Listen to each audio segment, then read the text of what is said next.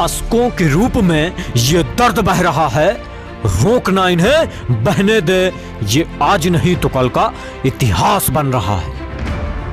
ये पंक्तियां हर उस व्यक्ति के ऊपर लागू होती हैं जो अपने जीवन में कमाल करना चाहता है, जो अपनी उलझनों को पार करना चाहता है। इस कहानी की शुरुआत कुछ ऐसे होती है कि एक पेड़ पर एक बाज और कई सारे कबूतरों का झुंड रहता था, जो दिन भर इधर उधर खाते पीते थे और शाम को उसी पेड़ पर आराम करते थे।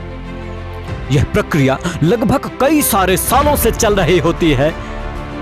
तभी अचानक उस पेड़ पर पेड़ को खोदने वाला पंछी बिलखुद्दन और कई सारे दीमकों का झुंड लग जाता है, जो दिन प्रतिदिन उस पेड़ को खोखला कर रहे होते हैं, उस पेड़ की जड़ों को खा रहे होते हैं और दिन प्रतिदिन उस पेड़ की हालत बद से बदतर होती चली जाती है।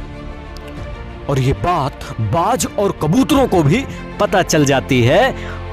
तब कबूतर बाज से बोलते हैं कि अब इस पेड़ को छोड़ देते हैं, अब किसी दूसरी जगह पे चलते हैं, अब कोई दूसरा आशियाना ढूंढते हैं, क्योंकि यह कभी भी गिर सकता है, अब ये हमारे काम का नहीं है।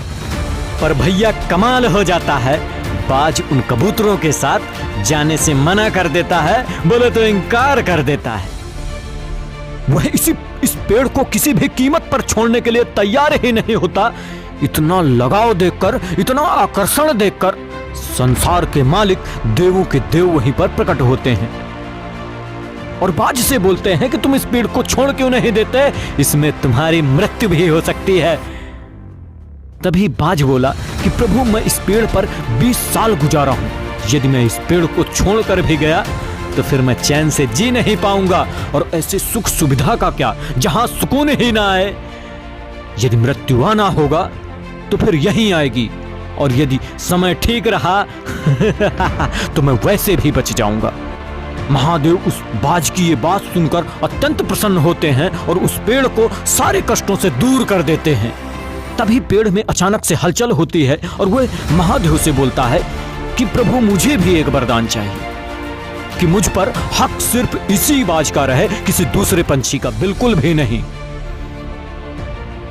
महादेव तथास्तु बोलते हैं और वहां से गायब हो जाते हैं। इस छोटी सी कहानी से हमें बहुत बड़ी सीख मिलती है कि जो हमारे विपरीत परिस्थितियों में हमारा साथ ना छोड़े, जो हमारे कष्ट के समय में हमारा साथ ना छोड़े, उस इंसान को या जीव को या जंतु को जीवन में कभी नहीं भूलना चाहिए और उसे ही अपने जीवन में सर्वश्रेष्ठ स्थान देना चाहिए। और जो हमारे विपरीत परिस्थितियों में या हमारे कष्ट के समय में अपनी औकात दिखाए, ऐसे इंसान को जीवन से लात मार के बाहर निकाल देना चाहिए। और अंत में एक शायरी पेश करूंगा, यदि पसंद आए तो जरूर लाइक करना।